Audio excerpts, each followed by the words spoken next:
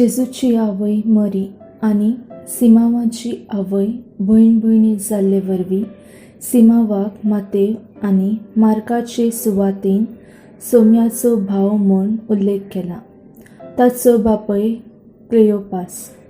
22 शिसां मदलो तो एकलो जावन आसले वरवीं जेजू सर्गार चडून वेताना आनी पवित्रात्म्याच्या येण्या वेळार तो हाजर आसलो.